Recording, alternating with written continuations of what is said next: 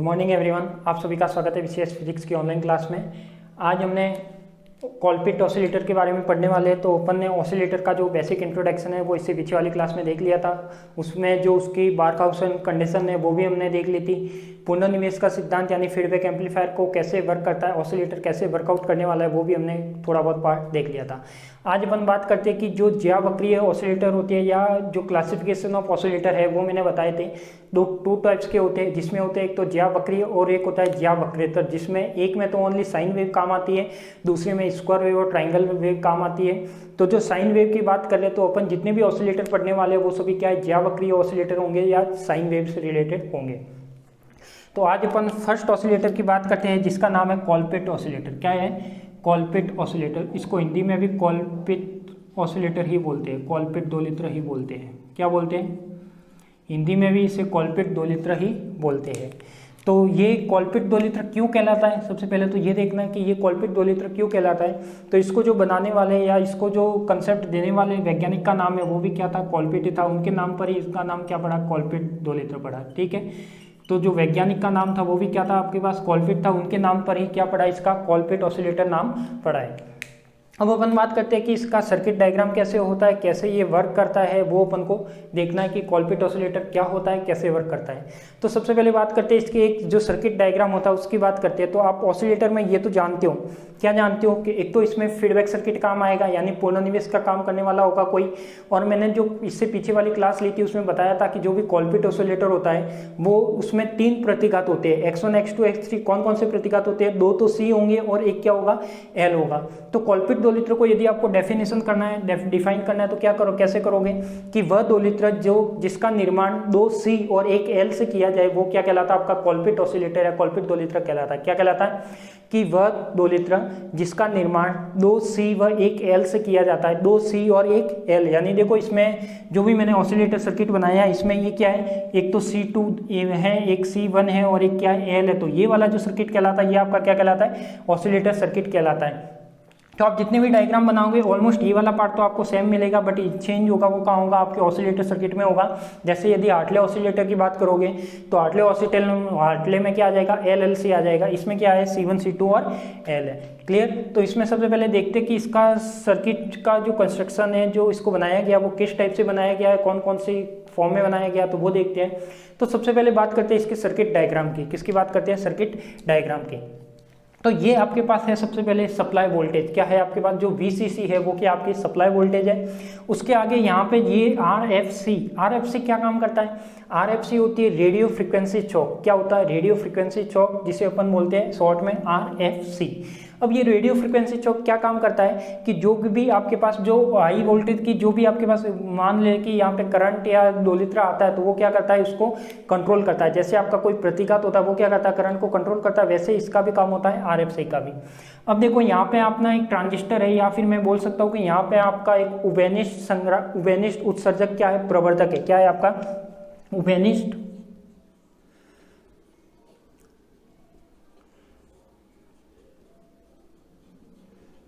उभयनिष्ठ उत्सर्जक क्या है? प्रवर्धक है। अब मैं इसकी बात करता हूँ कि ये उभयनिष्ठ उत्सर्जक प्रवर्धक क्या होता है। तो मैं बात करता हूँ ये क्या है? आपका एक ट्रांजिस्टर है। कौन सा ट्रांजिस्टर है?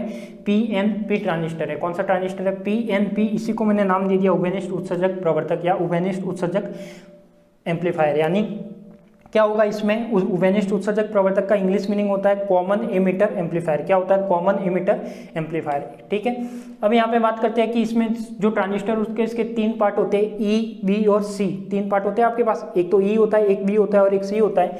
तो ये वाला जो आपका पार्ट है वो E पार्ट है, ये वाला पार्ट है वो B पार्ट है, और ये वाला पार्ट है जो C पार्ट है, जिसे अपन संग्राहक बोलते हैं। तो ये वाला उत्सर्जक हो जाएगा, ये वाला संग्राहक हो जाएगा, और ये वाला क्या हो जाएगा? इसका आधार भाग हो जाएगा, जिसे अपन EBC ट्रांजिस्टर के 3 पार्ट होते हैं। इन तीनों पार्ट को मैं यहाँ पे बता रहा हूँ। अब तो ये आपका क्या था? कोई उभयनिष्ठ उत्सर्जक क्या था? प्रवर्धक था, एम्पलीफायर था। इसके बेस पे जुड़ा हुआ है CB। इसके बेस पे क्या जुड़ा हुआ है? CB। यानी ये भी क्या अपना एक संधारित्र है। क्या है? संधारित्र है CB। अब ये CB है, इसको मैंने नाम दिया है अवरुद्ध संधारित्र। क्या नाम दिया है? अवरुद्ध संधारित्र। अवरुद्ध का मतलब क्या होता है कि ये किसी न किसी को रोकता है, क्या करता है? किसी न किसी को रोकता है, इसलिए मैंने इसका नाम क्या दे दिया? अवरुद्ध संधारित्र। अब ये किसको रोकेगा? ये रोकेगा आपके पास जो भी डीसी सप्लाई की करंट या डीसी सप्लाई का जो भी वोल्टेज आएगा उसको क्या करेगा? ये अवरुद्ध करेगा। यानी मैं कह सकता हूँ कि ऑसिलेटर होता है वो क्या करता है? डीसी को एसी में कन्वर्ट करता है। तो ये अवरुद्ध संधारित्र इसलिए कहा गया है कि यहाँ पे जो भी आपके पास पूरे सर्किट में डीसी वोल्टेज आएगा वो उसको क्या करेगा? ये ब्लॉक करने का काम करेगा, यानी उसको रोकने की ट्राई करेगा। क्या करेगा? इसको रोकने की ट्राई करेगा, इसलिए ये कहलाता है कौन सा? अवरुद्ध संधारित्र। तो अवरुद्ध संधारित्र यानी ब्लॉक करना, जो भी किसको ब्लॉक करना? डीसी को ब्लॉक करना, एसी को नहीं, ठीक है। तो जो सीबी है, जो इसके आधार भाग में जुड़ा हुआ है, ट्रांजिस्टर के आधार भाग में या प्रवर्धक के आधार भाग में जुड़ा हुआ है सीबी, ये क्या काम करता है? अवरुद्ध संधारित्र काम करता है। और किसका अवरोधन किसका करता है? किसका विरोध करता है? ये करता है डीसी का। यानी जो आपके पास डीसी करंट, डीसी वोल्टेज आएगा उसको क्या करेगा? रोकेगा, और यहाँ पे क्या करेगा? रोक कर उसको ब्लॉक करेगा। तो मैं कह सकता हूँ कि ये वाला जो संधारित्र है वो कौन सा कहलाएगा? आपका सीबी संधारित्र, जो प्रवर्धक या उभयनिष्ठ उत्सर्जक प्रवर्तक के आधार भाग में जुड़ा हुआ है। अब मैं यदि इसके ई भाग की बात करूं, यानी इमिटर वाले भाग की बात करूं या उत्सर्जक वाले भाग की बात करूं, तो इसमें आप देखो, एक तो आर ई, तो क्या इसका उत्सर्जक रेजिस्टेंस होता है जो इसके पार्ट में है ही। इसके बाद यहाँ पे इसके पैरेलल में जोड़ा हुआ है मैंने सीई होता है आपके पास, ये भी आपका एक संधारित्र है। अब इसे सीई नाम क्यों दिया, इसे सीबी क्यों दिया? क्योंकि ये ट्रांजिस्टर के आधार भाग में जुड़ा हुआ है, तो ये क्या है? सीबी है। ये ट्रांजिस्टर के किस भाग में जुड़ा हुआ है? ई वाले भाग में जुड़ा हुआ है, तो ये इसको मैंने क्या नाम दे दिया? सीई दे दिया। अब ये क्या काम करता है? ये एक उपमार्ग संधारित्र है। उपमार्ग संधारित्र क्यों? अब जैसे ये तो मैंने बोल दिया कि अवरुद्ध संधारित्र है, तो जो आने वाला डीसी वोल्टेज, डीसी करंट होगा उसको क्या करेगा? अवरुद्ध करेगा, तो इसलिए इसका नाम दिया अवरुद्ध संधारित्र। अब ये है आपके पास सीई संधारित्र। सीई संधारित्र क्या काम करेगा? सीई संधारित्र काम करता है कि आपके पास जो भी उपमार्ग का मतलब होता है कि जो भी करंट या वोल्टेज आती है उसको क्या करेगा? ये उसके अंदर से बाईपास जाने देगा। क्या करेगा? बाईपास जाने देगा। वो कहलाता है आपका उपमार्ग संधारित्र। यानी यहाँ पे क्या होगा? आपके पास जो भी सप्लाई वोल्टेज आएगी, जो भी डीसी आएगी या एसी आएगा, तो ये क्या करता है? ये तो डीसी को ब्लॉक करेगा, ये तो क्या करेगा? डीसी को ब्लॉक करेगा, और ये क्या करेगा? एसी को जाने देगा। क्या करेगा? एसी को जाने देगा। इसलिए ये इसको नाम क्या दिया गया? उपमार्ग संधारित्र। तो ध्यान रखना कि जो इसमें ट्रांजिस्टर के या प्रवर्धक काम में लिया है वो कौन सा है? कॉमन इमिटर एम्पलीफायर है, उभयनिष्ठ उत्सर्जक प्रवर्धक है। सेकंड में यदि इसकी बात करूं कि इसमें कौन कौन सा है? सीबी है। जो सीबी है, जो आधार भाग में जुड़ा है, क्या है? आधार भाग में जुड़ा हुआ है, वो क्या कहलाता है? अवरुद्ध संधारित्र कहलाता है। क्या कहलाता है? अवरुद्ध संधारित्र कहलाता है। और अवरुद्ध संधारित्र क्यों कहलाता है? क्योंकि ये किसको ब्लॉक करता है? ये डीसी को ब्लॉक करता है। किसको ब्लॉक करता है? डीसी को ब्लॉक करता है। ऐसे थर्ड टर्म में मैं कहता हूं कि जो सीई है वो कहाँ जुड़ा हुआ है? आपका सीई है वो क्या जुड़ा हुआ है? उत्सर्जक भाग में जुड़ा हुआ है, यानी इमिटर वाले भाग में जुड़ा हुआ है। और ये क्या करता है? ये क्या करता है? उपमार्ग संधारित्र कहलाता है। क्या कहलाता है? उपमार्ग संधारित्र कहलाता है। और उपमार्ग संधारित्र क्या करेगा? जो उपमार्ग संधारित्र होगा वो क्या करेगा? आपके पास एसी या एसी वोल्टेज को बाईपास जाने देगा। यानी आपके पास डीसी को ब्लॉक करने वाला सीबी हो गया, और एसी को जाने बाईपास करने वाला कौन सा हो गया? सीई हो गया। क्या हो गया? सीई हो गया। ठीक है। तो इसमें जो मेन इंपॉर्टेंट कंसेप्ट है वो तो यही है कि इसमें वीसीसी सप्लाई वोल्टेज है, यहाँ पे क्या है? रेडियो फ्रिक्वेंसी चौक है, और यहाँ पे ये क्या करता है? हाई करंट आता है उसको ही क्या करता है? एक तरह से कंट्रोल करने का काम करता है। यहाँ पे क्या हो गया? आपके पास उभयनिष्ठ उत्सर्जक प्रवर्धक हो गया। उभयनिष्ठ उत्सर्जक प्रवर्धक क्यों? क्योंकि आपके पास यहाँ पे उभयनिष्ठ उत्सर्जक, तो इसको उभयनिष्ठ किया गया, किसको? उत्सर्जक वाले भाग को, यानी ई वाले भाग को उभयनिष्ठ किया गया, क्योंकि यहाँ पे क्या ग्राउंडेड किसको किया है? ई वाले भाग को। तो ई वाला भाग कौन सा होगा? यहाँ पे कॉमन होगा। क्या होगा? ई वाला भाग, यानी जिस भाग को ग्राउंडेड किया जाता, यदि सी को ग्राउंडेड करते तो ये क्या बन जाता? कॉमन बन जाता। यदि इसको करते तो ये कॉमन बन जाता। क्लियर? फिर मैं कहता हूं कि जब ये उभयनिष्ठ उत्सर्जक प्रवर्धक, इसलिए क्योंकि ई वाले भाग को क्या कर दिया? ग्राउंडेड कर दिया। और यहाँ पे मैंने दो संधारित्र जोड़ दिए, सी बी जोड़ दिया, जो क्या कहलाता है? अवरुद्ध संधारित्र कहलाता है, क्योंकि ये डीसी को क्या करता है? ब्लॉक करता है। इसी प्रकार यहाँ पे मैंने ई वाले भाग में क्या जोड़ दिया? सीई संधारित्र जोड़ दिया, जो उपमार्ग संधारित्र कहलाता है। ये क्या करता है? एसी वाले भाग को बाईपास जाने देता है। इसके बाद आता है आपके पास ये सर्किट तो हो गया। अब अपन बात करते हैं इस वाले सर्किट की, जो अपन नाम देते हैं ऑसिलेटर सर्किट। तो मैंने पहले ही बता दिया कि कॉलपिट ऑसिलेटर कौन सा कहलाता है? जिसमें दो तो सी जुड़े हुए हो, एक तो C1 हो, एक C2 हो, और एक क्या हो आपका? L हो, तो वो कहलाता है आपका ऑसिलेटर सर्किट। तो कॉलपिट ऑसिलेटर में मैंने C2 जोड़ दिया, C1 जोड़ दिया और L जोड़ दिया।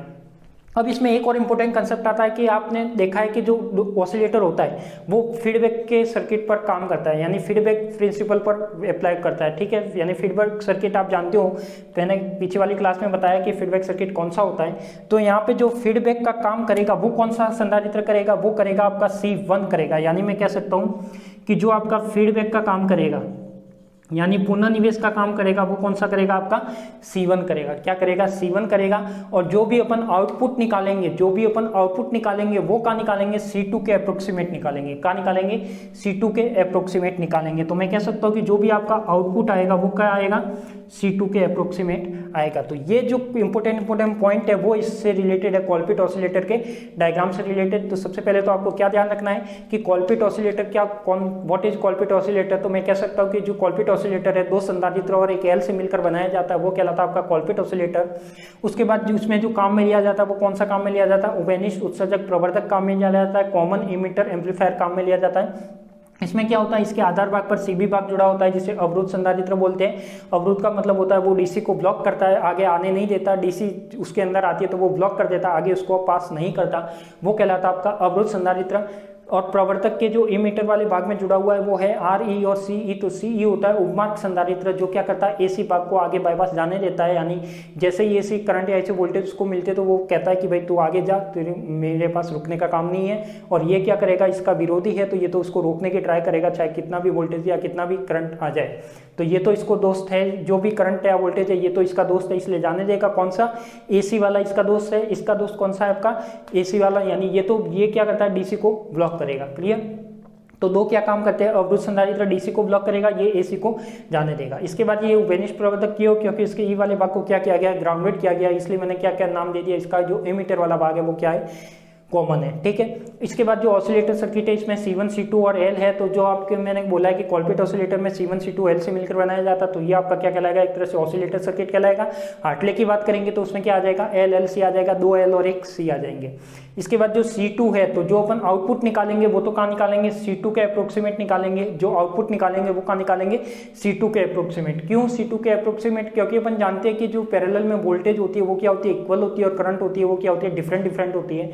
तो यहाँ पे मैं कह सकता हूँ कि जो C2 है, C2 के अप्रोक्सीमेट तो क्या निकालेंगे अपन, इसका आउटपुट निकालेंगे। और जो C1 है, ये C1 अपना किस तरह वर्क करेगा, ये फीडबैक की तरह वर्क करेगा। जो अपना पुनर्निवेशी था उसकी तरह जो कार्य करेगा वो कौन करेगा, C1 करेगा। यानी आपका कह सकते हो कि जो C1 का आउटपुट होगा वो C2 का इनपुट बनेगा। क्या बनेगा, C1 का जो आउटपुट होगा वो क्या बनेगा, C2 का वापस इनपुट बनेगा, तब वो कहलाएगा फीडबैक सर्किट। क्या कहलाएगा, फीडबैक सर्किट। तो ये इसमें इंपॉर्टेंट पॉइंट है जो मैंने बोले हैं वो आपको ध्यान रखने हैं। और यदि आपने नोट्स में देखे तो यही सब कुछ लिखा हुआ होगा। उसके बाद यदि मैं बात करता हूँ किसकी, इसके H पैरामीटर सर्किट की, किसकी बात करता हूँ, H पैरामीटर सर्किट की। अब देखो जो ऑसिलेटर में काम आता है वो तो आता है ओनली किरचॉफ सर्किट। कौन सा काम आता है, किरचॉफ सर्किट, क्योंकि उसमें जो भी अपन काम में लेंगे वो किरचॉफ सर्किट लेंगे और उसी से अपन उसका डेरिवेशन करेंगे। बट कुछ सर्किट है जो आपको ध्यान होने चाहिए, तो मैंने यहाँ पे H पैरामीटर सर्किट बनाया है। देखो तो ये कुछ पैरामीटर है, ये पैरामीटर का सर्किट कैसे बनाते हैं तो ये मैं आपके यूनिट सेकेंड में आपको बताऊंगा। तो देखो H पैरामीटर परिपथ होते हैं, उसमें कुछ जो ओनली जो पैरामीटर के सर्किट होते हैं वो ऑलमोस्ट देखोगे तो आपको सेम के सेम ही दिखेंगे। अब जैसे इसमें HIE क्या है, कोई रेजिस्टेंस है, उसको मैंने पैरामीटर में कन्वर्ट कर दिया, जिसका नाम दे दिया HIE। यहाँ पे मैंने कोई AC सोर्स ले लिया या कोई सोर्स ले लिया जो AC फॉर्म में था, वो क्या है आपका HRE और VCE। यहाँ पे क्या हो गया, आपका पास कोई पैरामीटर हो गया HFE और IB। यदि देखो आई वाला पार्ट आता है तो अपन इसको इस टाइप से बनाएंगे, यदि कोई वोल्टेज वाला पार्ट आता है तो आपको इस टाइप से बनाना है। ठीक है। और यहाँ पे क्या हो गया HOE, ये भी क्या अपना एक H पैरामीटर है। यानी जो भी सर्किट था उस सर्किट को अपन क्या कर रहे हैं, 2-3 सर्किट को मिलाकर एक पैरामीटर की फॉर्म में ज्वाइन कर रहे हैं। क्या कर रहे हैं, पैरामीटर की फॉर्म में ज्वाइन कर रहे हैं। तो इस टाइप से ये क्या बन जाएगा, C1 C2 और L, इसमें कोई भी चेंज नहीं होगा। ऑसिलेटर सर्किट तो ऐसे का ऐसे आएगा, केवल चेंज होगा वो क्या होगा, उधर वाला सर्किट होगा जो ये पैरामीटर की फॉर्म में कन्वर्ट हो जाएगा। तो इसमें कोई ज़्यादा इंपॉर्टेंट है नहीं, यदि याद रखो तो ठीक है, नहीं याद रखो तो भी ठीक है, क्योंकि आपका जो इंपॉर्टेंट आएगा वो तो किरचॉफ आएगा, क्योंकि इससे अपन को डेरिवेशन करना है। अब इसके बेस पे मैंने क्या बनाया, H पैरामीटर के बेस पे मैंने बनाया सरलीकृत प्रारूप, यानी ये कोई इजी सर्किट बना दिया। अब इजी सर्किट क्यों बनाया, क्योंकि मैं कहता हूँ कि जो HRE और HOE है, HRE और HOE है, वो क्या करता है, HRE और HOE इसका मान नगण्य होता है। क्या होता है, नगण्य होता है, या अपन इसे नेगलेक्ट भी कर सकते हैं। जो अपन इसको प्रैक्टिकल इंस्ट्रूमेंट में काम में लेते हैं तो इनका मान है वो वेरी नहीं करता, यानी HRE और HOE बहुत ही स्मॉल रेंज में होते हैं, इसलिए अपन इसको क्या कर लेते हैं, नेगलेक्ट कर लेते हैं। तो इस डायग्राम में मैंने क्या किया, ये वाला और ये वाले दोनों वैल्यू यहाँ से हटा दी। क्या किया, एच आर ई और एच ओ ई था, इसको मैंने दोनों को यहाँ से रिमूव कर दिया। अब बाकी सर्किट मैंने ऐसे का ऐसे सेम टू सेम ये बना दिया। तो देखो ये वाला रिमूव हो गया और एक ये वाला रिमूव हो गया, तो क्या बचा, एच आई ई बचा, तो एच आई ई हो गया, ये ऐसे का ऐसे रह गया, ये पूरा ऐसे का ऐसे रह गया, केवल ये और ये यहाँ से क्या कर दिया मैंने, गायब कर दिया, रिमूव कर दिया। क्यों, क्योंकि इसका मान नगण्य होता है या स्मॉल होता है, इसके लिए मैंने इसको क्या कर दिया, नगण्य कर दिया। इसके बाद आता है अंतर चालकता प्रारूप, यानी ये भी कोई करंट के बेस पे आता है, यानी इसमें एक नई टर्म आती है आपके पास GM, और GM होती है, देखो GM और यहाँ पे क्या है, कुछ वोल्टेज है, तो ये एक करंट को डिफाइन करता है। क्या करता है, करंट वाली टर्म को डिफाइन करता है, I इक्वल टू टर्म को डिफाइन करता है। तो इसके लिए यहाँ पे अंतर चालकता प्रारूप आता है, उसमें हमेशा GM वाली टर्म काम में ली जाती है। तो देखो बाकी जो था वो ऐसे का ऐसे बना दिया, तो यहाँ पे जो HIE था वो HIE कर दिया ऐसे का ऐसे, यहाँ पे जो आपका I की टर्म में कर दिया, जो आपका ये पैरामीटर था इसको मैंने I की टर्म में कर दिया, तो ये क्या हो गया, GMVBE, और बाकी ये तो ऐसे का ऐसे, ठीक है। तो ये तो हो गया आपका अंतर चालकता प्रारूप। इसके बाद मैं बात करता हूँ इसकी किरचॉफ सर्किट की। तो अब आपको जो इम्पोर्टेंट है वो है ये वाला सर्किट, और इसको ही आपको क्या करना है, याद रखना है, क्योंकि जो भी डेरिवेशन होगा वो किरचॉफ सर्किट के बेस पे ही होगा। अब कैसे है ये देखो, तो मैंने क्या किया, इसका जो GMVBE यानी जो I वाली जो टर्म है जिसका नाम दिया मैंने GMVBE, तो ये क्या कर दिया, GMVBE मैंने यहाँ पे ले लिया। फिर मैंने जो C2 और C1 था उसको मैंने यहाँ पे ले लिया, तो देखो ये C2 हो गया और ये आपका क्या है, C1 है, ये क्या है आपका C1 है। तो देखो जो C1 और आपके पास जो HI था वो पैरामीटर ले लिया, यानी इसी सर्किट को, यही सर्किट था, इसको मैंने एक इस फॉर्म में दे दिया, यानी किरचॉफ लॉ के अकॉर्डिंग सॉल्व करने के अकॉर्डिंग इस सर्किट को बनाया है। तो मैंने क्या किया कि जो ये वाला सर्किट था, जो GMVBE और ये वाला जो पार्ट था, ये जो आपको स्क्वायर दिख रहा है, इसको मैंने एक पार्ट में ले लिया। ये जो आपका स्क्वायर दिख रहा है, क्या दिख रहा है, जो आपका स्क्वायर दिख रहा है, इसको मैंने एक पार्ट में ले लिया, जिसको मैंने लूप फर्स्ट दे दिया। अब जो सेकंड वाला है वो क्या, आपके पास C2 और C1, यानी C2, C1 और L यहाँ पे कंसीडर करना है। तो देखो ये वाला तो जब आपके पास आ गया, अब आपके पास क्या बचा, C1 और L बचा, तो L मैंने यहाँ पे ले लिया, और HIE और जो C1 है वो मैंने क्या ले लिया, पैरेलल लेके इस टाइप से कोई सर्किट बना दिया। तो ये सर्किट हो सकता है आपको थोड़ा सा याद रखना पड़ जाए, बाकी इसमें कोई भी दिक्कत वाला काम नहीं है। तो देखो ये सर्किट आपको समझ में आ गया अच्छे से। CBCE ये ऑसिलेटर सर्किट कहलाता है, ये उपेनिश संग्रह क्या कहलाता है, उपेनिश उत्सर्जक प्रवर्धक कहलाता है, रेडियो फ्रिक्वेंसी चौक कहलाता है। बाकी इसमें रेजिस्टेंस R1, R2, R3 जो आप जानते हो कि सभी इनका क्या काम होता है। तो इस तरीके से आप इसको डिफाइन कर सकते हो। इसका H पैरामीटर बनेगा, जो सर्किट को इजीली सॉल्व करने के लिए अपन पैरामीटर सर्किट काम में लेते हैं, तो पैरामीटर सर्किट अपन ये वाला बनाते हैं। इसके बाद मैं क्या करता हूँ कि HRE और HOE की वैल्यू नेगलेक्ट होती है, तो इसको अपन प्रैक्टिकली कैलकुलेट नहीं कर सकते, इसलिए इसको मैंने क्या कर लिया, नगण्य कर लिया। तो ये वाला और ये वाला तो यहाँ से हट गया, तो ये यहाँ पे आ जाएगा, तो ये वाला सर्किट बन गया। ये वाला सर्किट बनने के बाद मैंने यहाँ पे जो टर्म ली है अंतर चालकता प्रारूप, यानी जो GM वाली टर्म काम में लिए, जिसको अपन I की करंट वाली टर्म भी कहते हैं, तो GMVB मैंने यहाँ पे काम में लिया, और इसके बेस पे मैंने ये वाला सर्किट बना लिया। अब इस सर्किट के बेस पे अपन क्या करेंगे, इसका डेरिवेशन करेंगे। तो एक बार किसी को इसका स्क्रीनशॉट लेना हो तो ले लीजिए, नहीं तो फिर अपन इसका डेरिवेशन स्टार्ट करते हैं। किरचॉफ परिपथ के अकॉर्डिंग इसका डेरिवेशन होगा। अब देखो जो किरचॉफ परिपथ में है ये भी देख लो, मैंने करंट को किस तरीके से डिफाइन किया है। यहाँ पे कोई करंट मैंने कंसिडर की I1 है। अब यहाँ से कोई I1 है, ये इसका कोई नोड पॉइंट आ रहा है, ये इसका कोई नोड पॉइंट आ रहा है, तो यहाँ पे मान ली कि ये क्या है आपका I2 है, ये क्या आपका I2 है। तो देखो यहाँ पे मैंने मान ली I1 और यहाँ पे मैंने मान ली I2, और जो ये वाला करंट है तो ये वाला कितना हो जाएगा, I1 माइनस I2, तो ये हो जाएगा I1 माइनस I2। फिर यहाँ पे ये करंट जा ही रहा है। अब यहाँ पे जो I2 आ रहा था ये भी दो भाग में डिवाइड हो गया। आप जानते हो कि C1 और ये HI है कैसे पैरेलल में वोल्टेज सेम होती है और करंट क्या होता है, डिफरेंट होता है। तो यहाँ पे मैंने मान लिया कि जो I3 है ये I2 है, एक तो I3 में डिवाइड हो जाएगा, तो ये क्या हो जाएगा I2 माइनस का I3। इस तरीके से आप इसको करंट को डिफाइन कर सकते हो। अब यदि किसी को ये सर्किट का स्क्रीनशॉट लेना हो तो ले लीजिए, नहीं तो फिर अपन आगे बढ़ते हैं।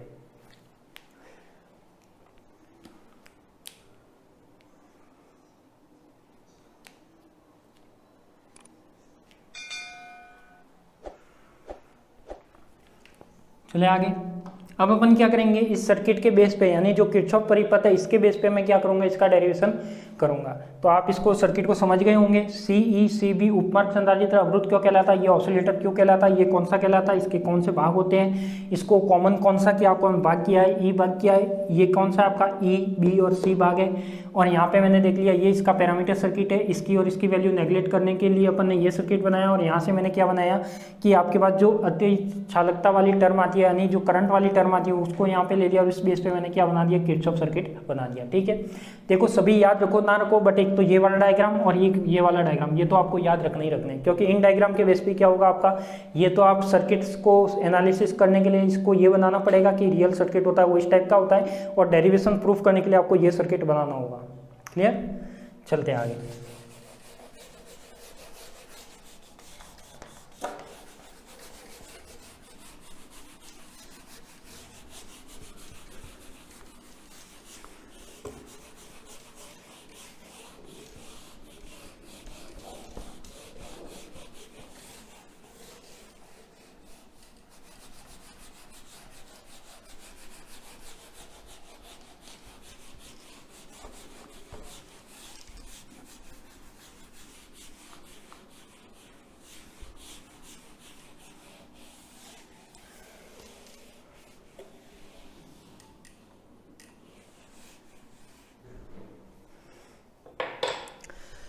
अब देखो अपने पास कर लिया।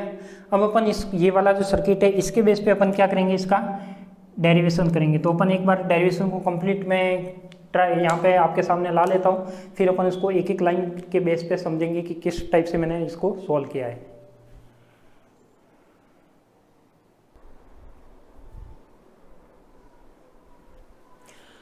तो हमने किरचॉफ परिपथ, किरचॉफ सर्किट बना लिया था कॉलपिट ऑसिलेटर का। तो देखो किरचॉफ सर्किट में क्या था, GMVB एक करंट का भाग है, उसके बाद यहाँ पे C2 संधारित्र है, जो क्या है आपके पास ऑसिलेटर सर्किट में C1 C2 और L काम में लेते हैं। C2 पर अपन क्या निकालेंगे, आउटपुट निकालेंगे। जो फीडबैक का काम करेगा वो कौन करेगा, आपका C1 करेगा। और यहाँ पे क्या है आपके पास C1 और HI है, वो कैसे लग रहा है, पैरेलल में। अब अपन इसका मैथमेटिकल डेरिवेशन देखते हैं, गणितीय विश्लेषण देखते हैं वो किस तरीके से होता है, कैसे इसको सॉल्व करते हैं। तो फर्स्ट में बात करते हैं इसका गणितीय विश्लेषण। तो सबसे पहले मैंने ले लिया किरचॉफ का जो सेकंड लूप है, फर्स्ट सेकंड और थर्ड, इसमें टोटल 3 लूप बन रहे हैं।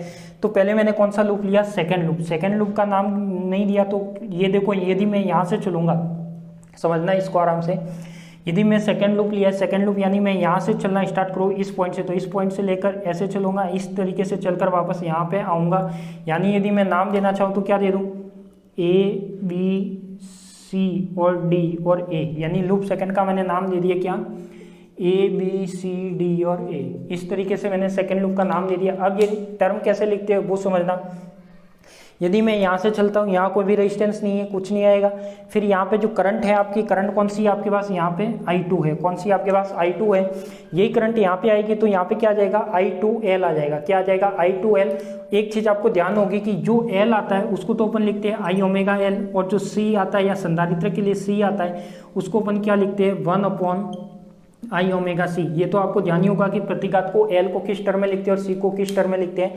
L तो होता है I⍵L और C होता है अपने पास 1/I⍵C के टर्म में। तो यही मैं यही टर्म काम में लूंगा, तो यहाँ पे क्या आ जाएगा, I2L आ जाएगा। तो I2L की जगह क्या आ जाएगा, देखो I2L का आ जाएगा I⍵L। तो ठीक है, फर्स्ट टर्म आ गई आपकी कि जो ये वाली टर्म है वो कहाँ से है आपकी, I2I⍵L।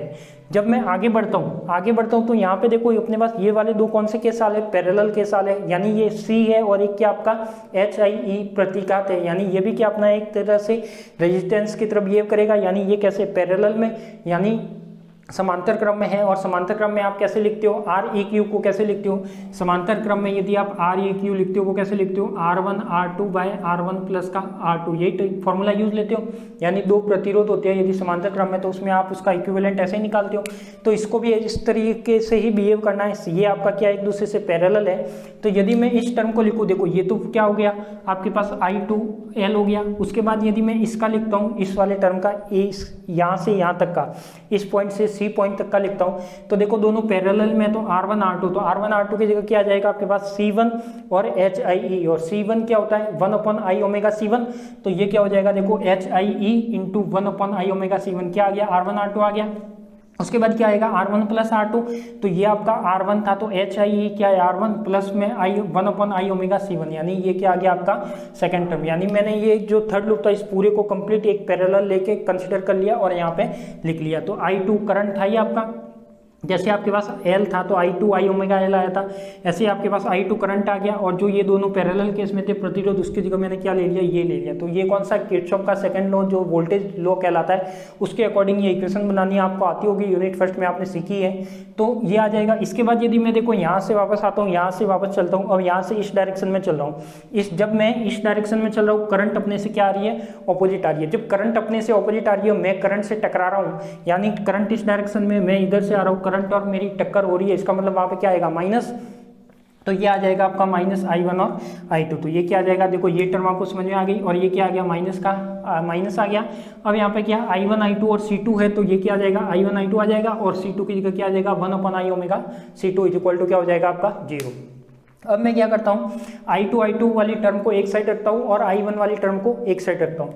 तो यहाँ पे देखा मैंने कि I2 इसमें भी है, I2 इसमें भी है। अब यहाँ पे I1 I2 इसका मल्टीप्लाई करूंगा तो क्या आ जाएगा, माइनस का I1/i ओमेगा C2 और प्लस का I2/i ओमेगा C2। तो I2 तो इधर रखो और I1 को उधर भेज दो। I1/i ओमेगा CT माइनस में आ रहा था, उधर जाएगा क्या हो जाएगा, प्लस में, और जो अपना I2 था वो क्या आ जाएगा, प्लस में। तो ये हो गया, मैंने I2 कॉमन ले लिया, तो एक टर्म ये आ गई, ये I2 कॉमन आ गया, तो आपके पास ये वाली टर्म आ गई।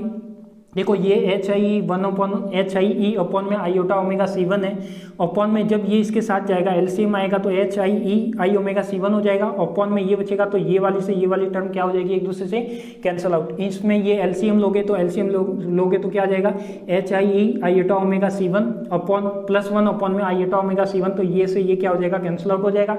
तो आपके पास कौन सी टर्म आएगी, ये वाली टर्म आएगी। प्लस का क्या हो जाएगा आपके पास, जो I2 था तो I1 तो उधर भेज दिया, तो I2 क्या बचा, 1 अपॉन में आई ओमेगा C2 बचा।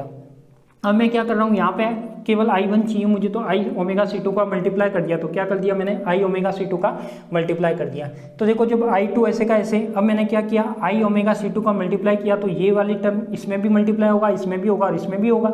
तो ये वाली टर्म क्या हो जाएगी, I ओमेगा C2 से कट के क्या देगा 1। तो ये तो आपका क्या आ गया 1, ठीक है, ये तो क्या आ गया आपका 1, क्योंकि ये मल्टीप्लाई होगा तो ये 1 रह जाएगा, ये एक दूसरे से कैंसिल आउट हो गया, क्या रह गया आपका I1। फिर मैं कहता हूँ कि जो ये वाला था आपके पास आयोटा ओमेगा L और इससे मल्टीप्लाई हुआ iota omega C, iota iota क्या होगा, आयोटा स्क्वायर क्या देगा आपका -1, ओमेगा ओमेगा क्या देगा, ओमेगा स्क्वायर, और ये क्या देगा LC2। तो ये क्या देगा, माइनस का ओमेगा स्क्वायर LC2। तो इधर का 1 बचा और इधर का इसके साथ मल्टीप्लाई होगा तो क्या हो जाएगा आपके पास माइनस का ओमेगा LC2, ठीक है। ये टर्म ऐसे की ऐसे थी, तो इसमें भी मल्टीप्लाई किसका करना, आयोटा ओमेगा C2, तो आयोटा ओमेगा C2 का मल्टीप्लाई हो गया। बाकी ये टर्म ऐसे की ऐसे लिख दी, HI1 में ये ऐसे की ऐसे लिख दी। तो ये तो अपन ने बात की किसकी, लूप सेकंड की। अब मैं बात करता हूँ लूप थर्ड की। लूप थर्ड से मैं क्या निकालूंगा, I3 या I2 की क्या निकालूंगा, वैल्यू निकालूंगा। तो सबसे पहले बात करता हूँ मैं लूप थर्ड की। तो लूप थर्ड में देखो, लूप थर्ड कौन सा है आपका, ये वाला। यदि नाम देना हो तो दे दो आप P Q R S और C। क्या दे दो, P Q R S और C।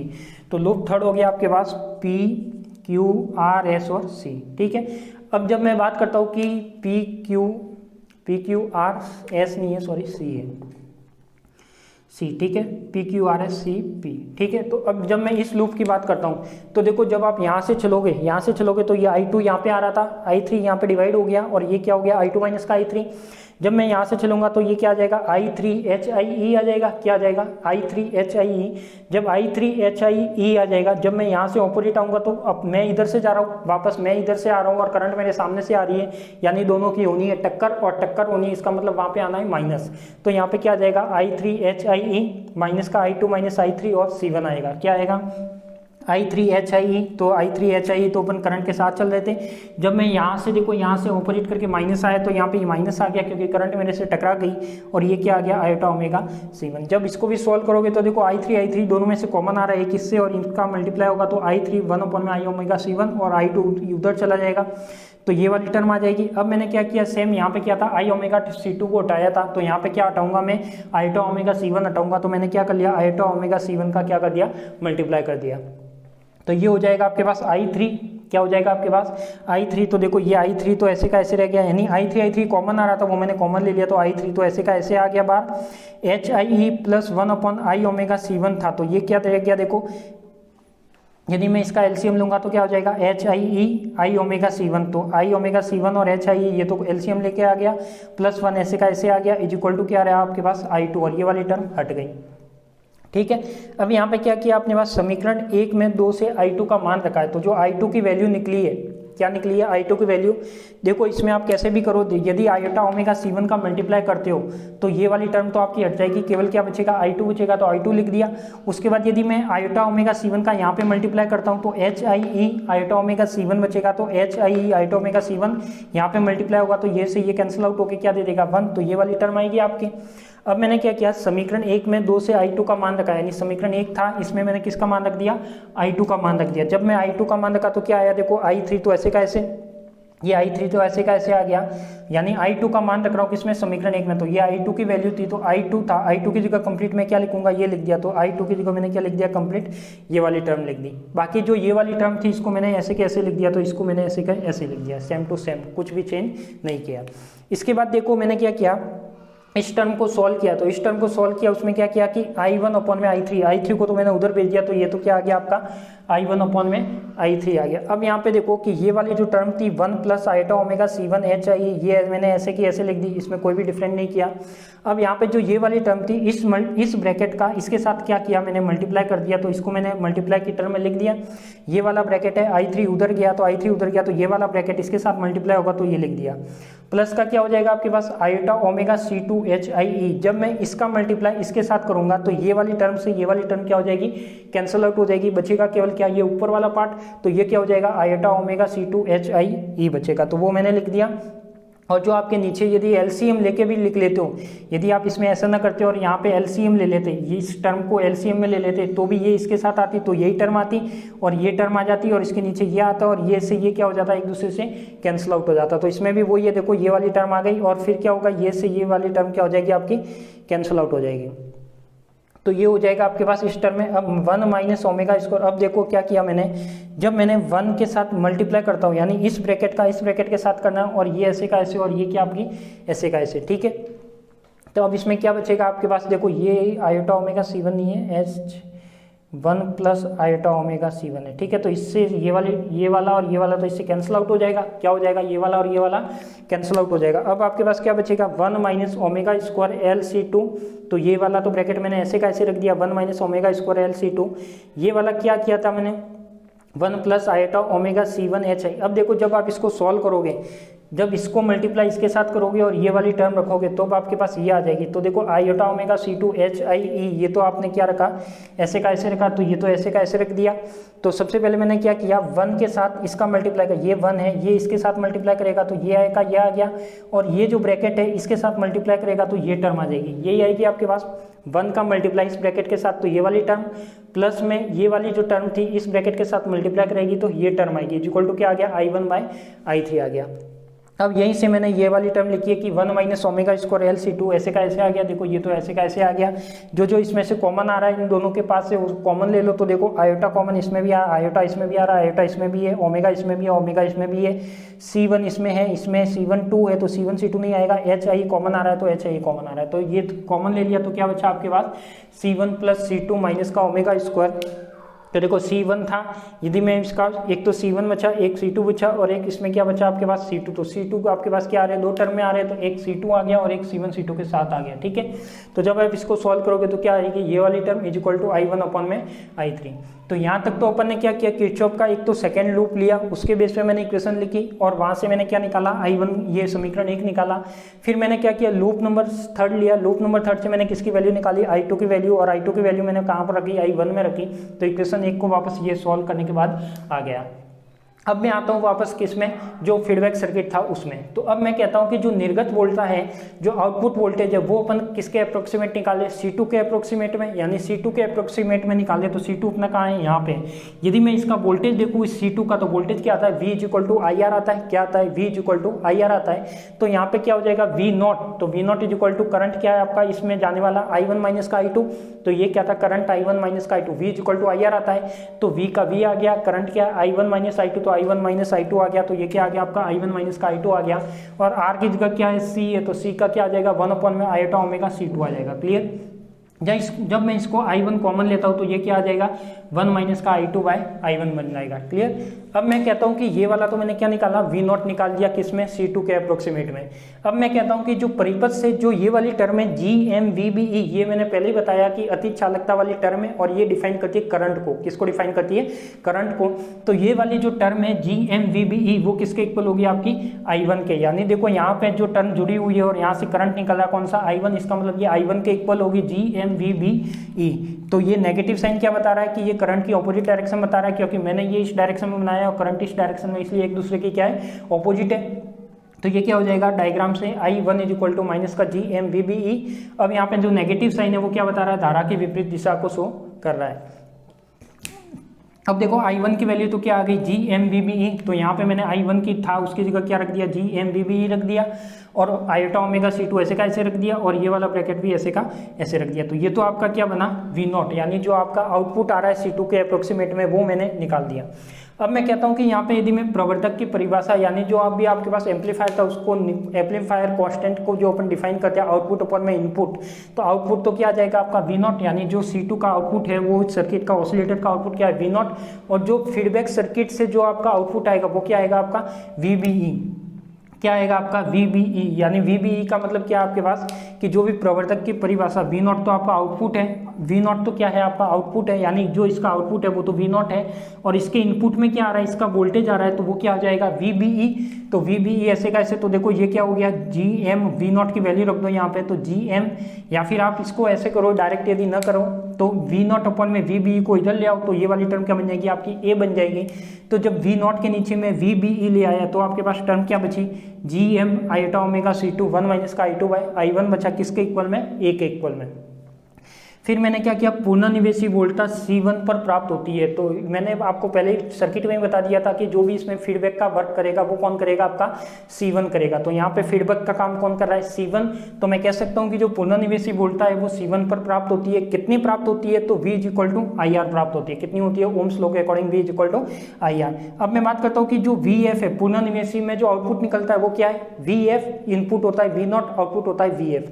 तो यहाँ पे क्या हो गया? देखो जो VF है वो कि VF कितना आप जानते हो कि यहाँ से क्या है? I3 और HIE है। तो यहाँ पे क्या आ जाएगा? जो VF है वो क्या आ जाएगा? I3 HIE, यानी इसका जो आउटपुट निकल रहा है वो क्या निकल रहा है? C1 का I3 HIE। तो ये हो जाएगा I3 HIE। अब मैं कह रहा हूँ कि पुनर्निवेशी नियतांक, तो अब इसमें मैं कह सकता हूँ कि बीटा की इक्वल टू क्या होगा? VF अपॉन में V0। तो देखो VF आपके पास है, V0 भी है। जब मैं इसका रेशो निकालूंगा तो VF तो क्या हो जाएगा? I3 HIE ऐसे का ऐसे। V0 की वैल्यू रखूंगा तो ये वाली टर्म आ जाएगी।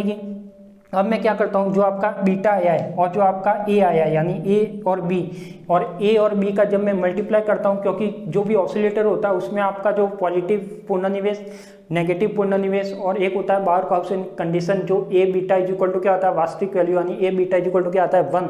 तो कोई भी ऑसिलेटर में आपको ए बीटा निकालना है। ऑसिलेटर का जब आप डेरिवेशन करोगे तो सबसे पहले उसका ए निकालना है, फिर बीटा निकालना है, उन दोनों का मल्टीप्लाई करना है, बी हो तो बी का मल्टीप्लाई, इन दोनों का मल्टीप्लाई, जो रिजल्ट आएगा वो उसका रिजल्ट कहलाएगा। तो मैंने क्या किया? ए आ गया आपके पास, बी आ गया और ए बी का मैंने क्या कर लिया? मल्टीप्लाई कर लिया। तो यहाँ से बार्कहाउसेन कंडीशन फॉलो करनी है। तो ये क्या आ जाएगा आपके पास? जब दोनों का मल्टीप्लाई किया तो देखो ये वाले ब्रैकेट से ये वाला ब्रैकेट कैंसिल आउट हो जाएगा और इसमें जो कट रहा है वो आप हटा दो। तो देखो GM तो ऐसे का ऐसे, तो GM ऐसे का ऐसे, HIE ऐसे का ऐसे, तो HIE ऐसे का ऐसे, और I3 अपॉन में I1 ऐसे का ऐसे रह जाएगा। आईटा ओमेगा C2 से आईटा ओमेगा C2 कैंसिल आउट हो जाता है। क्या बचा आपके पास? A beta is equal to GM HIE I3 by I1। और यहाँ से देखो आपके पास I3 बाय I1 की वैल्यू थी, यहाँ पे वैल्यू किसकी थी? I1 बाय I3 की। किसकी वैल्यू थी? I1 बाय I3 की। यहाँ पे क्या चाहिए आपका? I3 by I1।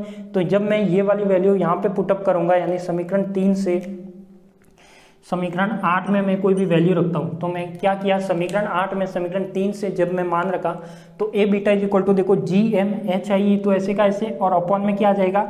I3 by I1 था और यहाँ पे क्या? I1 बाय I3, तो 1 अपॉन में आएगा। तो ये कंप्लीट क्या आ गई अपनी? 1 अपॉन में टर्म आ गई। तो ये वाला हो गया आपके पास यहाँ तक, ठीक है। तो ये अपना फाइनल रिजल्ट आया है किसका? बार्कहाउसेन कंडीशन का। तो अभी तो आप एक बार ये नोट कीजिए, फिर मैं इससे आगे बढ़ता हूँ। तो आपको स्क्रीनशॉट लेना हो तो स्क्रीनशॉट लीजिए, नहीं तो मैं आपको 2 मिनट का टाइम देता हूँ, इसको नोट कर लीजिए। ठीक है। तो करना क्या था, सबसे पहले लूप सेकंड लिया, लूप सेकंड के बेस पे इसकी इक्वेशन लिखी, फिर मैंने लूप थर्ड लिया, वहाँ से वैल्यू निकाल के लूप सेकंड में वैल्यू रखी, तो आपकी ये वाली इक्वेशन आ गई। फिर मैंने निर्गत वोल्टा ए निकाला, फिर मैंने पुनर्निवेश को काम में लेते हुए क्या निकाला, बीटा निकाला, फिर दोनों को मल्टीप्लाई कर दिया ए बीटा, तो आपका ये रिजल्ट आ गया। ठीक है, क्लियर। तो जो भी ऑसिलेटर में कोई भी ऑसिलेटर करेंगे अपन, कॉलपिट करो, हार्टले करो, तो सब में क्या होगा, प्रोसेस यही होगा। सबसे पहले आपको लूप से इक्वेशन बनानी है, फिर आपको क्या लिखना है उसका, फिर आपको क्या लिखना है उसका, ए निकालना है, फिर बीटा निकालना है, फिर ए बी का मल्टीप्लाई करना है। तो सब में यही प्रोसेस चलेगा हर ऑसिलेटर में। तो आपको करना कुछ नहीं है, जहाँ सी है वहाँ एल हो जाएगा, एल है वहाँ सी हो जाएगा, बाकी ऑसिलेटर में कुछ भी चेंज नहीं होगा। तो एक डेरिवेशन को आप अच्छे से समझ लो, तो आगे वाले वैसे ही आपको समझ में आ जाएंगे। ठीक है, तो लूप इक्वेशन बनानी आ गई। यदि नहीं बनानी आई है तो आप वीडियो को वापस पीछे रिवाइज करके आप दोबारा भी देख सकते हो। तो नोट कीजिए इसको।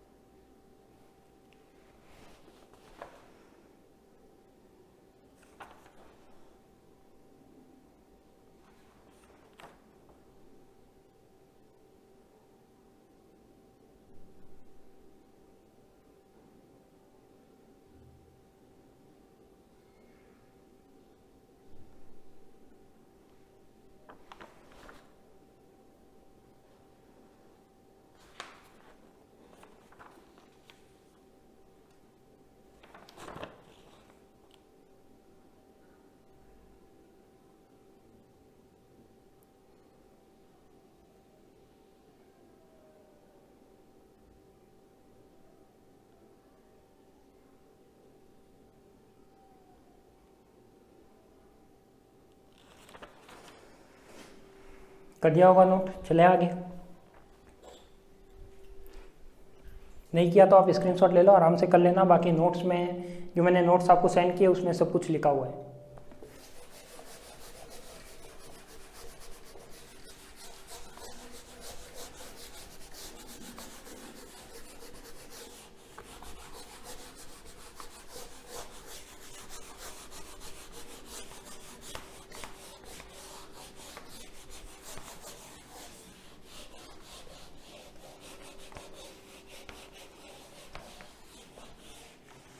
अब मुझे क्या करना है, अब अपन ने क्या निकाला, ए बीटा निकाल दिया। अब मैं कहता हूँ कि जो बार्कहाउसेन कंडीशन कहती है वो क्या कहती है आपकी, कि जो बार्कहाउसेन कंडीशन कहती है वो ए बीटा इज इक्वल टू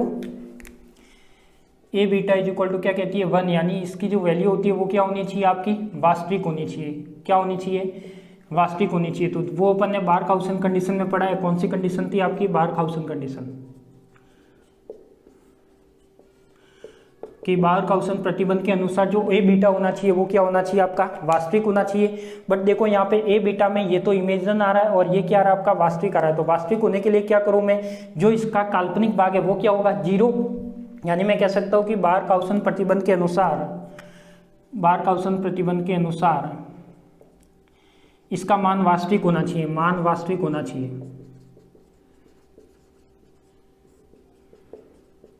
क्या होना चाहिए, इसका मान वास्तविक होना चाहिए।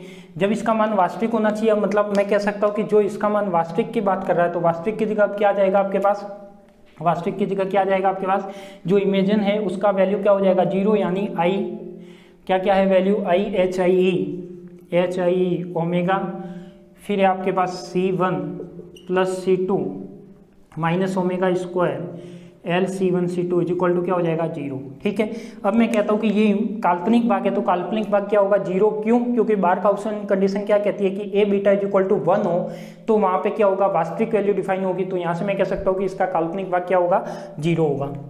अब मैं कह सकता हूँ कि 1/HI ओमेगा ये वाली टर्म 0 होगी। तो ये क्या आपका एक पैरामीटर है, तो पैरामीटर तो कभी भी 0 हो नहीं सकता। क्या है, पैरामीटर तो जीरो कभी हो नहीं सकता, तो ये वाली टर्म तो कभी जीरो हो नहीं सकती, तो टर्म कौन सी जीरो होगी, ये वाली। तो C1 plus C2 minus omega square L C1 C2 is equal to क्या हो जाएगा, जीरो। जब मैं इस टर्म को उधर भेजता हूँ तो C1 C2 is equal to omega square L C1 और C2, ठीक है। अब मुझे क्या निकालना है, यदि ओमेगा स्क्वायर निकालना है तो ये क्या हो जाएगा 1/L C1 plus C2 upon में C1 और C2, ठीक है। अब ये C1 C2 को क्या मैं 1/C लिख सकता हूँ क्या, देखो 1/C1 plus 1/C2 is equal to 1/C, क्या इसको मैं सॉल्व करूँ तो यही टर्म आएगी C1 प्लस C2 अपॉन में C1 plus C1 C2 is equal to क्या आ जाएगा 1/C, और 1/C को जब मैं इसको उल्टा करके लिखूँ तो क्या आ जाएगा C1 C2 अपॉन में C1 प्लस C2, यानी इस टर्म की जगह मैं क्या लिख सकता हूँ 1/C लिख सकता हूँ, तो omega square is equal to L, और ये क्या, sorry omega square is equal to 1 upon ये एल, तो ऐसे का ऐसे, और इसकी जगह क्या आ जाएगा कंप्लीट सी आ जाएगा, तो ये सी आ जाएगा।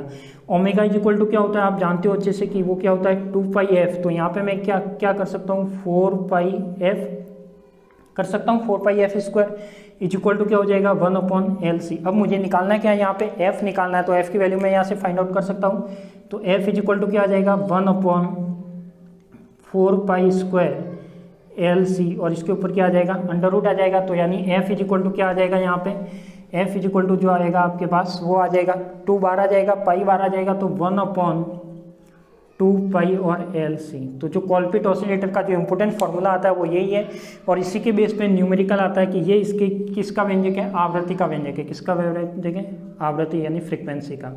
तो मैं कह सकता हूँ कि कॉलपिट ऑसिलेटर की यदि आपको फ्रीक्वेंसी निकालनी है तो आपको क्या क्या ध्यान होना चाहिए, एक तो C ध्यान होना चाहिए, और C किस पर डिपेंड है 1/C प्लस 1/C2, क्योंकि कॉलपिट में दो क्या होते हैं संधारित्र होते हैं, दो संधारित्र होते हैं, तो 1/C1 और 1/C2 आएगा, उसके बेस पे आप क्या निकाल सकते हो इसकी फ्रीक्वेंसी फाइंड आउट कर सकते हो। तो इसके बेस पे काफ़ी न्यूमेरिकल भी बनते हैं, ये भी ध्यान रखना, तो आप इसके बेस पे क्या निकाल सकते हो इसका न्यूमेरिकल फाइंड आउट कर सकते हो, नोट कर लीजिए।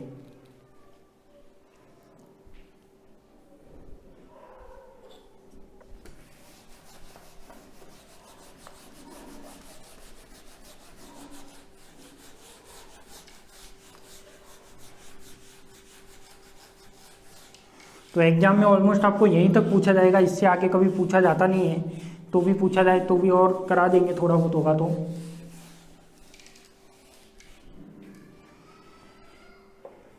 तो मेन जो इम्पोर्टेंट है वो क्या पूछा जाता है कि कॉलपिट ऑसिलेटर की सहायता से बीजीय व्यंजक या आवृत्ति का बीजीय व्यंजक ज्ञात करो, तो वहाँ पे एग्जाम में अधिकतर बार यही पूछा गया और यही पूछा जाता है, तो इसको आपको यहाँ पे क्या निकालना है f is equal to 1/2π under root का LC की फॉर्म में निकालना है।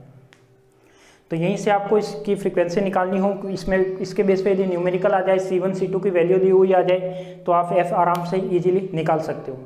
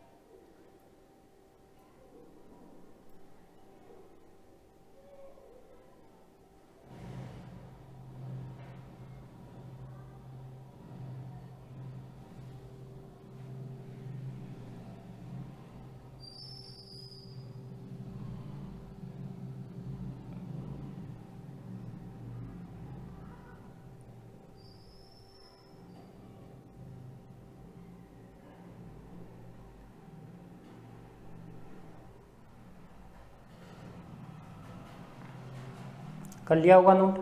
तो ये तो आप क्या आ गया, क्या इसमें आप लिख सकते हो कि यह समीकरण कौन सा नंबर है इसका 9 लिख सकते हो। समीकरण 9 कॉलपिट ऑसिलेटर के समीकरण 9 कॉलपिट दोलित्र के बीजीय व्यंजक के समीकरण 9 कॉलपिट दोलित्र के समीकरण 9 कॉलपिट दोलित्र के आवृत्ति बीजीय कॉलपिट दोलित्र की आवृत्ति का बीजीय व्यंजक है। कॉलपिट दोलित्र की आवृत्ति का बीजीय व्यंजक है। कॉलपिट दोलित्र की आवृत्ति का बीजीय व्यंजक है।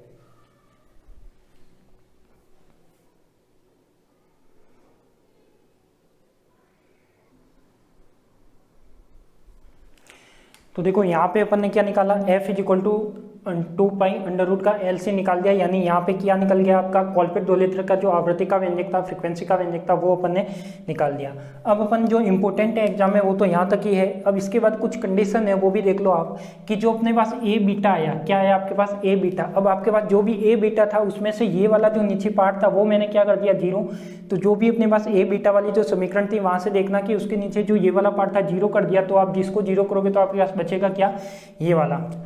तो जो आप समीकरण 9 थी उसमें देख लेना कि उसमें ये वाला पार्ट बचेगा, इस पार्ट को मैंने क्या कर दिया 0 को इक्वल कर दिया। तो अब ये क्या है GMHI, तो GMHI ऐसे का ऐसे रख दिया, 1 माइनस ऐसे का ऐसे रख दिया, जो LC2 था वो LC2 ऐसे का ऐसे रख दिया, और जो ओमेगा स्क्वायर था, ओमेगा स्क्वायर की वैल्यू आप यहाँ से निकाल सकते हो, ये निकालिए अपन ने ओमेगा स्क्वायर की वैल्यू। तो ये क्या थी 1/L C1 C2 C1 plus C2। तो ये क्या था, मैंने जो वैल्यू थी वो रख दी C1 plus C2/L C1 C2, ये L भी इसके साथ अंदर ले लिया। तो ये किसकी वैल्यू थी ओमेगा स्क्वायर की। ओमेगा स्क्वायर को मैंने कहाँ रख दिया, इसमें रख दिया, तो ये वाली टर्म आ गई। अब इसमें जब आप मल्टीप्लाई लेके कैंसिल आउट करोगे एक दूसरे को, तो देखो ये वाली टर्म तो ऐसे की ऐसे रह गई, GMHI तो ऐसे का ऐसे रह गया, 1 अपॉन उसके अपॉन में क्या था 1 माइनस, तो 1 तो ऐसे का ऐसे। अब इसको कैंसिल आउट करोगे तो ये कंप्लीट कैंसिल आउट होगा, तो मैंने कंप्लीट ना करके क्या कर दिया उसको C1 अपॉन में C1 कर दिया, यानी वो भी क्या रहेगा तो 1 ही, या फिर इसको 1 कर दोगे तो भी कोई दिक्कत है नहीं, ठीक है। तो ये क्या रह जाएगा आपका 1 माइनस 1, और जब इसको मल्टीप्लाई करोगे इसको कैंसिल आउट करोगे तो माइनस का क्या बचेगा C2/C1, क्योंकि C2 क्या हो जाएगा C2 स्क्वायर से एक C2 कट जाएगा, तो क्या बचेगा आपका C1 और L से L क्या हो जाएगा कैंसिल आउट, तो क्या बचेगा 1 माइनस 1 माइनस का C2/C1। तो ये 1 से 1 भी क्या हो जाएगा, यहाँ पे एक दूसरे से प्लस माइनस है तो कैंसिल आउट हो जाएगा, तो आपके पास बचेगा माइनस का C2/C1, तो माइनस माइनस क्या हो जाएगा आपके पास प्लस हो जाएगा। तो जो ए बीटा आएगा वो क्या आएगा GMHI C2/C1 आ जाएगा। अब बार काउसन कंडीशन क्या कहती है कि जो ए बीटा का मान है वो वास्तविक होना चाहिए, क्या होना चाहिए वास्तविक होना चाहिए, और वास्तविक होने की कंडीशन होती है कि जब वास्तविक कब होगा, जब उसका मान 1 से क्या हो बड़ा हो, क्या हो 1 से बड़ा हो या इक्वल हो, तब तो उसका वास्तविक मान होगा। तो बार काउसन के अनुसार मैंने क्या ले लिया कि ए बीटा कंडीशन होगी ग्रेटर देन या इक्वल टू 1।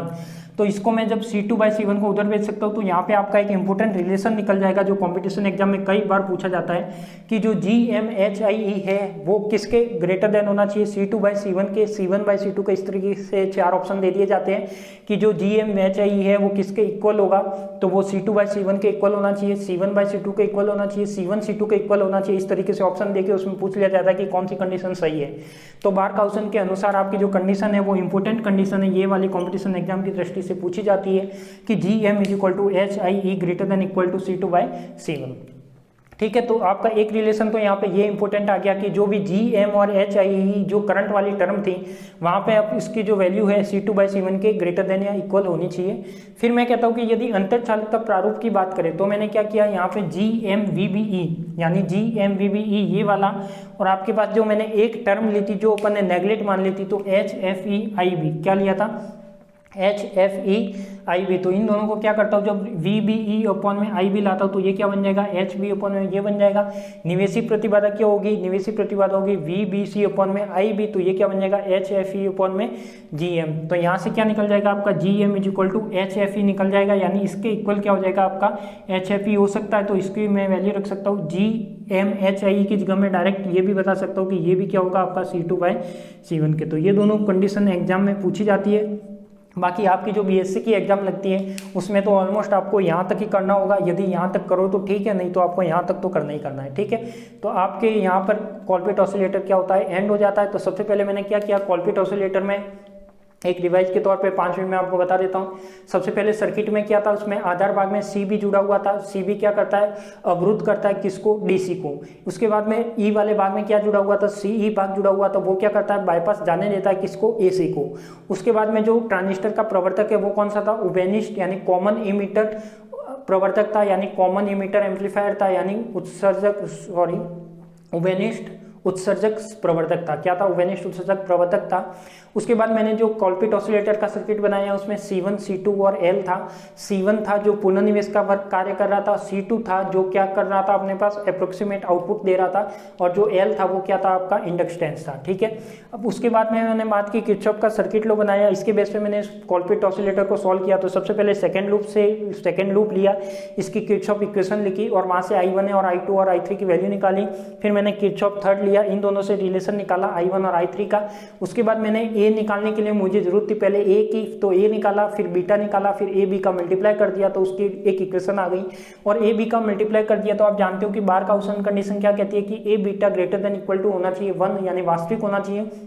तो काल्पनिक भाग को मैंने क्या कर दिया, 0 कर दिया। जब मैंने काल्पनिक भाग को 0 कर दिया तो वहां से आपका क्या निकल गया, इस टर्म से आपका निकल गया f equal to 2 pi under root का LC। ये भी कंपटीशन एग्जाम में पूछा जाता है और इसके बेस पे तो आपका न्यूमेरिकल भी बन सकता है, डायरेक्ट C1 C2 की वैल्यू दे देगा। तो आपको ध्यान रखना है कि जो 1/c है, ये c की वैल्यू है वो क्या आपके पास, जो c की वैल्यू है वो क्या आपके पास ये वाली है, क्या है आपके पास ये वाली है। तो ये ध्यान रखना कि C1 C2 दो, क्योंकि जब कॉलपिट ऑसिलेटर की बात करेगा तो दो C1 आएंगे और दोनों c की वैल्यू दी हुई आएगी। तो आप इस तरीके से C1 C2 निकाल सकते हो और इसकी फ्रीक्वेंसी निकाल सकते हो। और यदि वो पूछता है कि जो GMHI है वो किसके ग्रेटर देन होगा, तो बारखाउसेन कंडीशन के अनुसार इमेजिंग पार्ट 0 हो गया, वास्तविक बचेगा, तो इसमें से भी ये टर्म बचेगी, तो ये C2/C1 उधर जाके क्या हो जाएगा, ग्रेटर देन 1 हो जाएगा। ठीक है, तो यहाँ तक था अपना कॉलपिट ऑसिलेटर। तो आज के लिए तो इतना ही। अब हम नेक्स्ट क्लास में बात करेंगे दूसरे ऑसिलेटर की, जिसे बोलेंगे क्लेप ऑसिलेटर और हार्टले ऑसिलेटर। ठीक है, तो आज के लिए तो इतना ही रखते हैं, और यह आप थोड़ी सी प्रैक्टिस करोगे, थोड़ा सा समझोगे तो आपका कॉलपिट ये ऑसिलेटर है जो आपको अच्छे से समझ में आ गया होगा मेरे अकॉर्डिंग। यदि नहीं आया तो आपके पास वीडियो अवेलेबल है यूट्यूब पे, आप उसको 1-2 बार और डबल स्पीड से देख लो तो आपको पता लग जाएगा। बाकी मैंने सभी डेरिवेशन कंप्लीट कराया है। वैसे इसको आप डायरेक्ट अगर ये निकालना चाहते तो भी निकाल सकते थे। डायरेक्ट कैसे निकलता है ये, यदि मैं एक यहाँ पे C1 ले लेता, एक यहाँ पे ये L ले लेता और यहाँ पे क्या ले लेता, C2 और C1 ले लेता, इसके बेस पे भी निकालता तो मैं डायरेक्ट ये वाली वैल्यू निकाल सकता था। बट आप हो BSc में और BSc B.Ed में आपको चाहिए डेरिवेशन, तो डेरिवेशन के बेस पे आपको इस तरीके से पैरामीटर सर्किट को काम में लेते हुए इसको प्रूफ करना है, ना कि डायरेक्ट करना है। ठीक है, डायरेक्ट करना होता तो मैं इस तरीके से करवा सकता था, बट मैंने डायरेक्ट नहीं करवाया। क्यों? क्योंकि आपके पैरामीटर सर्किट है सिलेबस में और पैरामीटर सर्किट से ही आपको सॉल्व करना है। ठीक है, तो आप सभी को वीडियो अच्छा लगा हो तो आगे से आगे शेयर करना आपका काम है, मैंने मेरा काम कर चुका हूँ। ठीक है, तो आज के लिए तो इतना ही, मिलते हैं अपन नेक्स्ट क्लास में। आप सभी को धन्यवाद।